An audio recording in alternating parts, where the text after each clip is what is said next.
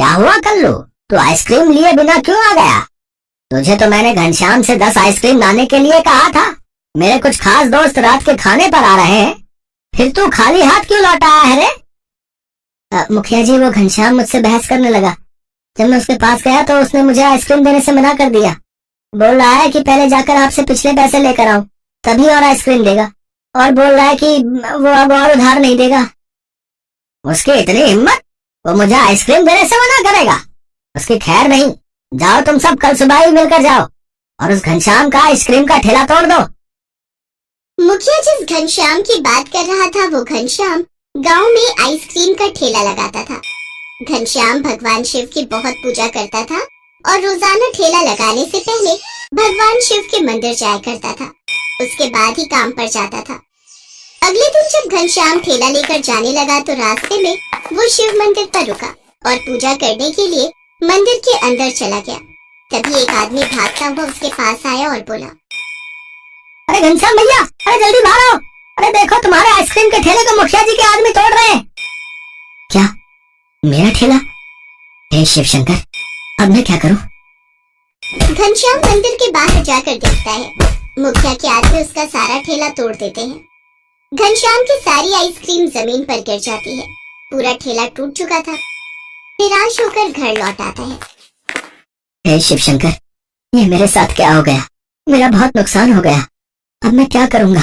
मेरा तो कितना सामान उधार पर उठाया हुआ था। मैं सब कुछ कैसे करूंगा? मुखिया ने मेरे साथ ऐसा क्यों किया? भगवान, मेरा घर परिवार कैसे चलेगा? मैं कैसे उधार के पैसे चुकाऊंगा? सुनो जी, तुम तो महादेव की इतनी पूजा भक्ति करते हो, फिर उन्होंने तुम्हारी भक्ति का ये फल क्यों दिया? मुखिया को दंड क्यों नहीं दिया? मुखिया जी रोजाना इतनी सारी आइसक्रीम बिना पैसों के ले लेते हैं। आज तक तुमने उन्हें कुछ नहीं बोला, पर आज अपने हक के लिए बोला तो ये सब। तुम तो कहते हो भगवान शंकर अपने भक्तों की मदद के लिए जरूर आते हैं, पर आज तो वो तुम्हारी मदद को आए ही नहीं। अब हम गरीबों की मदद कौन करेगा? वो मुखिया हमारा जीना मुश्किल कर देगा। कौन हमारी सहायता करेगा? हे महादेव, कमला ठीक कह रही है। उस मुखिया के अत्याचारों से बचने का उपाय अब सिर्फ आप ही बता सकते हो। मेरी मदद करो प्रभु।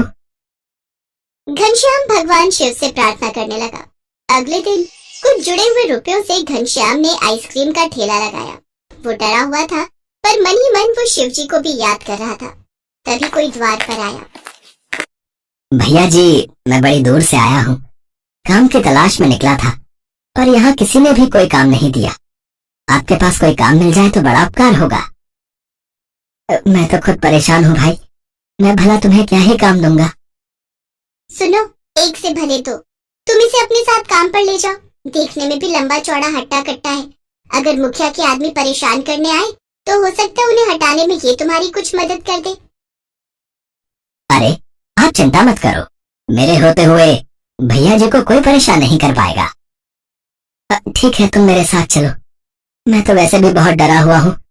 कोशिश करना वो बदमाश मेरी आइसक्रीम के ठेले को कोई नुकसान न पहुँचाए। घनश्याम जैसे ही बाजार पहुँचता है मुखिया के आदमी वहाँ आ जाते हैं। क्यों बे, कल की हालत भूल गया जो हमने तेरे साथ की थी? तू यहाँ बाजार में अगर ठेला खड़ा करेगा तो मुखिया जी ने कहा हमें मुफ्त में आइसक्रीम तुझे देनी ही पड़ेगी, वरना हम तुझे यहाँ बाजार में खड़ा तो नहीं होने देंगे। मुखिया जी को बोलो ये कोई तरीका नहीं है। मैं मेहनत की रोटी कमाता हूँ, मैं उन्हें मुफ्त में रोजाना आइसक्रीम क्यों दूं? मुझे भी अपना घर चलाना है, ऐसा कहीं नहीं होता है। अब जाओ, मुझे अपना काम करने दो। पहले ही तुमने कल मेरा बहुत नुकसान कर दिया है। बड़ी मुश्किल से उधार के पैसे लेकर आज ठेला लगाया है। कल्लू भाई, इसकी तो जुबान बहुत लंबी होती जा रही है। मुखिया जी ने पहले ही बोला था कि अगर ये बाजार में आइसक्रीम का ठेला लगाए तो हम इसके ठेले को तोड़ दें। तो फिर देर किस बात की है? चलो आज इसके ठेले का काम तमाम कर ही देते हैं। घनश्याम का ठेला तोड़ने लगते हैं, तभी वो व्यक्ति उनका हाथ रोक देता है। अरे रुको बच्चा, कहाँ रहे हो? पहले मुझसे तो निपट लो। अच्छा घनश्याम, तो तूने अपने ठेले पर इस पहलवान को खड़ा कर दिया है ताकि ये तुझे और तेरे ठेले को बचा ले। इसे तो हम अभी बताते हैं। भोला से निपटना इतना आसान नहीं। मेरा नाम भोला है, पर जब मैं अपनी तीसरी आंख खोलता हूँ तो मेरे सामने कोई भी पापी और अत्याचारी नहीं टिक पाता। देखते ही देखते भोला नाम का वो व्यक्ति कल्लू, भीमा और बाकी सब बदमाशों को कुछ ही मिनटों में धूल चटा देता है। सब बदमाश भागते हुए मुखिया के पास जाते हैं। भोला, तुमने तो मिनटों में इन्हें धूल चटा दी। सचमुच तुम तो बहुत महाबलशाली हो। अब ये लोग तुम्हें कोई नुकसान नहीं पहुंचाएंगे। जब तक मैं इस ठेले पर खड़ा हूँ, ये तुम्हारे आइसक्रीम के ठेले को छू भी नहीं सकते। बदमाश मुखिया को सारी बात बताते हैं। मुखिया जी, वो बहुत ताकतवर है, भोला नाम है उसका, उसके आगे हम टिक ही नहीं सकते। अब आप आइसक्रीम मुफ्त में खाना भूल जाओ। अब तो आपको पैसे देकर ही घनश्याम से आइसक्रीम मिलेगी। अरे तुम चिंता मत करो, मैंने अपने दोस्त रामलाल से उसके गुंडों को यहाँ बुलवाया है। वो बस थोड़ी देर में आते ही होंगे। तुम सबके बस का कुछ नहीं है भाई। तुम तो जाओ और घर में चूड़ियां पहन कर बैठ जाओ। बड़े आए कहने वाले कि मैं पैसों में आइसक्रीम खा लूं। मुखिया दूसरे गांव के बड़े बदमाशों को बुलाता है और उनके साथ घनश्याम के ठेले पर पहुंचता है। चलो लड़को, सारी की सारी आइसक्रीम उठा लो और घर ले चलो। कोई आइसक्रीम नहीं बिकेगी यहाँ, ये मेरा हुक्म है। अरे मुखिया, पहले पैसे तो दो। बिना पैसों के एक भी आइसक्रीम नहीं मिलेगी। अरे देख क्या रहे हो, पीट दो इन दोनों को। भोला, मेरी वजह से तुम्हें चोट आई, ये मुझे अच्छा नहीं लगेगा। इन्हें आइसक्रीम ले जाने दो। भोला, ये बहुत सारे गुंडे हैं, तुम अकेले इनका कैसे मुकाबला करोगे? अरे चिंता मत करो, मुझे कुछ नहीं होगा। मैं इनके किए की सजा इन्हें देकर ही मानूंगा। कुछ ही देर में भोला सारे बदमाशों को ढेर कर देता है। सब भोला से माफी मांग कर भाग जाते हैं। मुखिया भी घबरा जाता है कि आखिर भोला में इतनी शक्ति कैसे है। घनश्याम अब तक समझ चुका था कि हो ना हो, ये उसके शिव शंकर ही है। मैंने आपको पहचान लिया है। आप कोई साधारण इंसान नहीं, आप मेरे शिव शंकर हैं। अपने रूप में आइए प्रभु। आपने इन सबको दंड देकर मेरे ऊपर बहुत कृपा की है। तभी भगवान शिव अपने रूप में आते हैं। उन्हें देखकर मुखिया उनसे माफी मांगता है। मुझे माफ कर दो महादेव, जिसके साथ भगवान है उसका तो कोई बाल भी बांका नहीं कर सकता। घनश्याम, मुझे माफ कर दो प्रभु, मुझ ना समझ को माफ कर दो। जब भी कोई मेरे भक्तों को कष्ट देता है, मैं उसे उसके किए का दंड अवश्य देता हूँ। आज तो मैं तुम्हें क्षमा कर रहा हूँ, पर आज के बाद कभी भी तुमने मेरे किसी भी भक्त को कष्ट पहुंचाया तो फिर तुम्हें मेरे क्रोध से कोई नहीं बचा पाएगा। जो ईमानदारी के रास्ते पर चलते हैं वो मुझे अति प्रिय हैं, और जो झूठ छल कपट से जीवन जीते हैं उन्हें मेरे द्वारा दंड अवश्य मिलता है। भोला मेरा सच्चा भक्त है, तुमने उसको दर्द पहुंचाकर मुझे कष्ट दिया है। मैं जानता था प्रभु, आप मेरी मदद को जरूर आएंगे। मुझे आप पर विश्वास था कि आप मुझे कष्ट नहीं होने देंगे, और आपको उस रूप में मैं पहचान नहीं पाया। महादेव, आपकी सदा ही जय हो। जय भोले बाबा। इसके पश्चात शिव जी अंतर ध्यान हो जाते हैं। घनश्याम, ये लो, अब तक मैंने तुम्हारी जितनी भी आइसक्रीम ली है और तुम्हारा जो भी नुकसान हुआ है, ये उसके पैसे हैं भाई। ये तुम अपने पास रखो। आज के बाद मेरे कारण तुम्हें कभी कोई परेशानी नहीं होगी, क्योंकि तुम भोले बाबा के भक्त हो, सच्चे भक्त। तुम्हारा कोई बाल भी बांका नहीं कर सकता। आराम से तुम अपनी आइसक्रीम का ठेला लगाओ, मैं चलता हूँ। उस दिन के बाद घनश्याम को कभी भी कोई कष्ट नहीं हुआ। भोलेनाथ की कृपा से घनश्याम का काम बहुत अच्छा चलने लगा। अब मुखिया भी उसे कुछ नहीं कहता था, बल्कि कभी कभी जब वो आइसक्रीम मंगवाता तो उसके दाम साथ में भेजता। भगवान शिव की कृपा से घनश्याम की सारी परेशानियां दूर हो गई। शिवपुरी गांव में शारदा नाम की एक गरीब बुजुर्ग महिला अपने बेटे रोशन, बहू गंगा और पोते गुड्डू के साथ रहती थी। शारदा देवी प्रतिदिन सुबह तड़के उठकर स्नान करती और फिर भगवान शिव की पूजा करने घर के मंदिर में बैठ जाती। रोशन एक लकड़हारा था। शिव भगवान की कृपा से लकड़ियां बेचकर अब उसकी अच्छी कमाई होने लगी। एक दिन रोशन ने शारदा से कहा, माँ, आपके आशीर्वाद से मेरा व्यापार बहुत ही अच्छा चल रहा है। मैंने अब एक नया घर ले लिया है। कुछ दिनों बाद हम वहीं रहने चले जाएंगे। ये तो सचमुच बड़ी ही खुशी की बात है बेटे। अच्छा ये बता, तूने हमारे साथ साथ भगवान के रहने के लिए भी नए घर में मंदिर बनवाया या नहीं? ये बात सुनकर गंगा कहती है, माँ जी, आप सारा दिन पूजा पाठ ही करती रहती हैं। वहाँ भी आप सारा दिन यही करती रहोगी। सुबह सुबह उठकर हमारी नींद खराब करोगी। इसलिए हमने सोचा है कि आप यहीं रहें और अपना पूजा पाठ करती रहें। हम आपको आपका खर्चा पानी भेज दिया करेंगे। नए घर में केवल मैं, ये और हमारा गुड्डू ही साथ जाएगा। रोशन, देख तो बहू क्या बकवास किए जा रही है। क्या सचमुच तेरे घर में मेरे और मेरे प्रभु के लिए कोई जगह नहीं है? आज इन्हीं की कृपा से तुझे ये सब मिल पाया है और अब तू इन्हें ही भूल गया। माँ, ये सब मेरी मेहनत का नतीजा है। और गंगा कह तो रही है कि हम आपको आपका खर्चा भेज दिया करेंगे।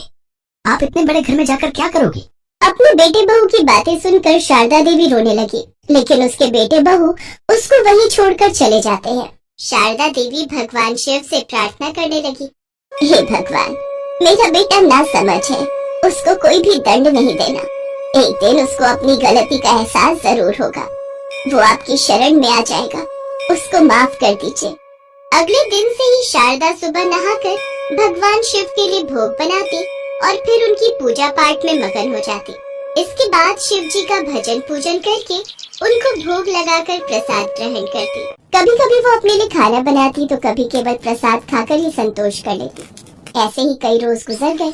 फिर एक दिन शारदा देवी अपने घर के बाहर बैठी थी कि तभी उसके पड़ोस की एक औरत उसके पास आई और शारदा उससे कहने लगी, सुनो बेटी, मेरा कुछ सामान खत्म हो गया है, क्या तुम बाजार से जाकर ले आओगी? वो औरत बाजार से सारा सामान लाकर शारदा देवी को दे देती है। शारदा उसके लिए चाय बनाकर लाती है और फिर उस औरत को धन्यवाद कहती है। चाय पीते हुए वो महिला शारदा देवी से कहती है, माँ जी, आज आपके बेटे ने अपने नए घर की खुशी में सभी गांव वालों को भोजन पर आमंत्रित किया है, क्या उन्होंने आपको नहीं बुलाया? जो मेरे शिव जी का ना हो सका, भला वो मेरा क्या होगा, अब मुझे उससे कोई मतलब नहीं है। शारदा देवी की बात सुनकर महिला वहाँ से चली जाती है। ऐसे ही समय बीतता गया। अब शारदा देवी और भी बूढ़ी और कमजोर होती गई। अब उसमें खाना और प्रसाद तक बनाने की हिम्मत नहीं बची थी, इसलिए वो अब सिर्फ शिव जी के लिए ही प्रसाद बनाती और उसी को खाकर संतुष्टि कर लेती थी। एक दिन शारदा देवी भगवान शिव के आगे बैठकर रोने लगी और कहने लगी, प्रभु, अब इस संसार से मेरा मन भर चुका है, अब आप मुझे अपनी शरण में ले लीजिए। ना जाने और कितना कष्ट सहना होगा मुझे आपसे मिलने के लिए। इतना कहकर वो भजन करने लगी। अगले दिन सुबह शारदा ने स्नान किया और फिर प्रसाद बनाने के लिए रसोई में गई तो उसने देखा कि आटा खत्म हो चुका है। उसे ध्यान आया कि कुछ गेहूं पड़े हुए हैं। वो गेहूं लेकर चक्की में पीसने बैठ गई, लेकिन कमजोरी के कारण उनसे चक्की चल ही नहीं रही थी। ये देख शारदा देवी की आंखों से आंसू बहने लगे।